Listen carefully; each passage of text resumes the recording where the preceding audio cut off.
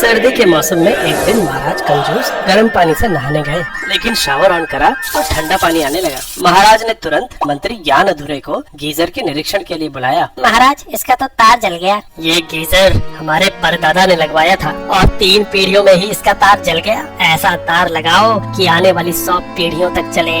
जो आ गया महाराज। मंत्री दुकान तार लेने गया, लेकिन वहाँ तो कई तरह के तार थे, कुछ पतले तो कुछ मोटे। पिछला तार गर्म होने की वजह से जला था, अब उससे पतला तार लूं या मोटा? कौन सा तार कम गर्म होगा? उसने फिजिक्स की किताब पढ़ी। तार का गर्म होना उसकी रेजिस्टेंस पे डिपेंड करता है, जो कि क्रॉस सेक्शनल एरिया पे निर्भर करती है। मोटा तार मतलब कम रेजिस्टेंस और पतला तार मतलब ज्यादा। लेकिन किताब में हीट लॉस के 2 फॉर्मूले थे। एक फॉर्मूले में तो रेजिस्टेंस बढ़ने पे कम हीट जनरेट होगी और दूसरे में ज्यादा। कौन सा सही है? एक्सपेरिमेंट करके देखता हूँ। उसने 1 और 5 ओम के 2 रेजिस्टर्स लिए और उन्हें ऐसे एक बैटरी से जोड़ दिया। कुछ देर बाद जब उन्हें टच करके देखा तो 1 ओम का रेजिस्टर ज्यादा गर्म था और 5 ओम का कम। मतलब ये वाला फॉर्मूला सही है, ज्यादा रेजिस्टेंस वाला तार कम गर्म होगा, वही लेना चाहिए। ज्ञान अधूरे ने पतला तार ले लिया, जिसका क्रॉस सेक्शनल एरिया पिछले तार का 1/4 था, तो सेम लंबाई के लिए इसका रेजिस्टेंस 4 गुना ज्यादा होगा। वो खुशी खुशी पतला तार लेके गया और गीजर से जोड़ दिया। पर ये क्या,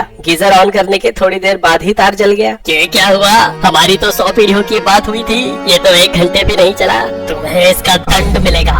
महाराज, एक और मौका दे दीजिए प्लीज। एक और मौका तो मिल गया, लेकिन मंत्री ज्ञान अधूरे से गलती कहाँ हुई? मंत्री के एक्सपेरिमेंट में बड़े रेजिस्टर पे हीट लॉस कम हुआ, वहीं गीजर में तार का रेजिस्टेंस बढ़ाने पे हीट लॉस बढ़ गया। हाँ, ऐसा कैसे हुआ? क्योंकि तुम्हारे एक्सपेरिमेंट में रेजिस्टर्स पैरेलल में लगे थे और गीजर में सीरीज में। बैटरी से लगे दोनों रेजिस्टर्स के अक्रॉस वोल्टेज फिक्स था, इसलिए इस फॉर्मूले से हीट का सही अनुमान लग गया, जिसमें रेजिस्टेंस बढ़ाने पे उसके अक्रॉस हीट लॉस कम होगा। गीजर वाले सर्किट में 2 रेजिस्टर्स सीरीज में लगे हैं। एक रेजिस्टर है गीजर की कॉइल और दूसरा इस तार की रेजिस्टेंस। इस केस में दोनों रेजिस्टर्स के अक्रॉस वोल्टेज अलग अलग होगी, लेकिन करंट बराबर होगा। इसलिए यहाँ हीट लॉस का ये वाला फॉर्मूला इस्तेमाल करना ज्यादा सही रहेगा। ये करंट ओम्स लॉ से निकाल सकते हैं। गौर करने वाली बात ये है कि हीटर का रेजिस्टेंस तार से बहुत ज्यादा है, इसलिए मोटे और पतले दोनों तारों के लिए करंट की वैल्यू लगभग बराबर होगी। क्योंकि पतले तार का रेजिस्टेंस 4 गुना ज्यादा है, इसलिए तार में हीट लॉस भी 4 गुना हो गया और तार जल गया। मंत्री ज्ञान अधूरे अब मोटा तार लेने आया, लेकिन ये 100 पीढ़ियों तक चलेगा क्या? 1 पीढ़ी भी चल जाए